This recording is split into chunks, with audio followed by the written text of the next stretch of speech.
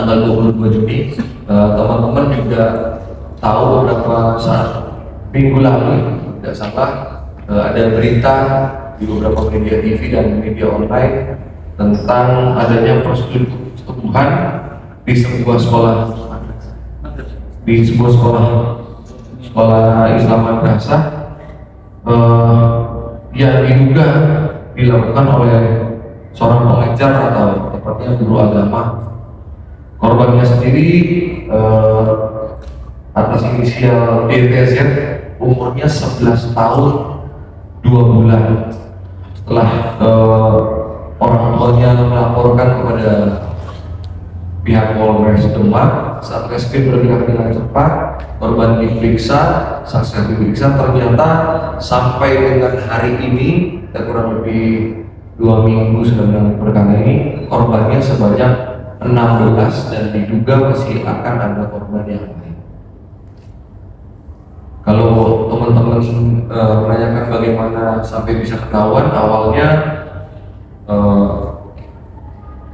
korban pada saat jam istirahat sekolah bercerita di kantin tempat istirahat, kemudian didengar oleh ada penjaga sekolah dan pihak kantin sekolah, sehingga obrolan anak-anak sebaya mereka didengarkan oleh para saksi yang sudah dewasa ini, kemudian disampaikan kepada orang tuanya. Dari hasil obrolan antar sesama siswa, mereka menyatakan bahwa ternyata anak-anak yang bersekolah di situ, terutama perempuan di bawah umur, bahkan mungkin ada dugaan senior-senior yang sudah lulus pun menjadi korban dari perilaku bejat si tersangka.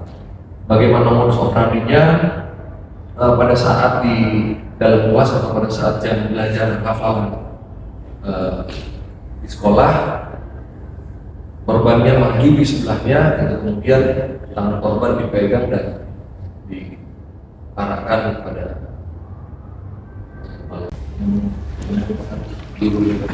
barang buktinya itu seragam sekolah, kemudian dan rok, baju batik dan seragam sekolah yang standar. Nih,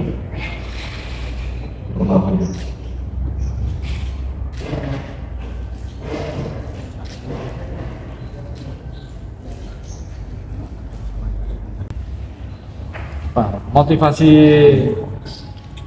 panjenengan apa? Terhadap anak itu kok dilakukan seperti itu?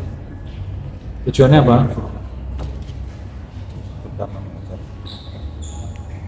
Ya, kemudian sampai melakukan cabulan itu pegang melawan korban, baik darah, apa alasannya?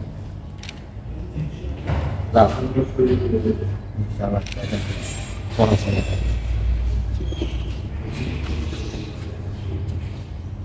Masih ada korban yang lain selain 16-an itu masih banyak? Atau semua siswa? Semua siswa. Boleh dikit.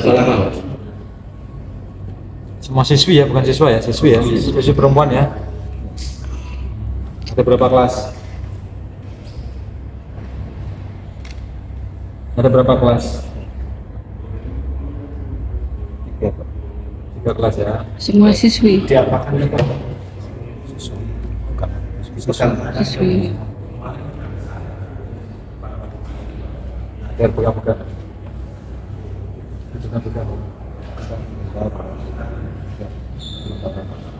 Oh, menolak ya.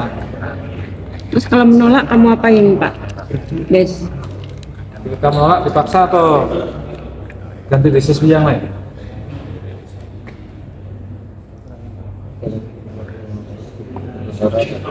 Nyet, enggak kedengaran nyet.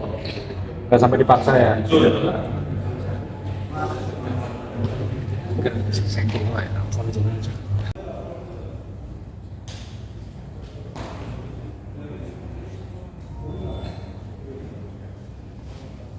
Tanyakan apa yang dilewati hari ini, kepada siapa dia bermain, kepada siapa dia berkomunikasi. Sering-sering diajak bicara supaya ada keterbukaan, supaya anak juga merasa nyaman berbicara apapun kepada orang tuanya, sehingga kejadian ini tidak lagi berulang.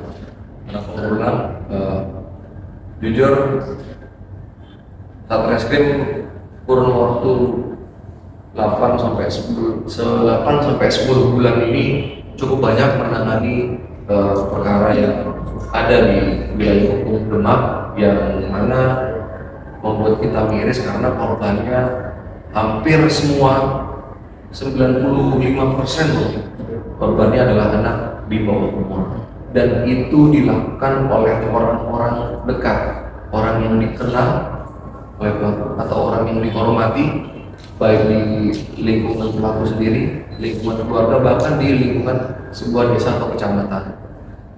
Bahkan terakhir ada ayah tirinya sendiri menjadi pelakunya.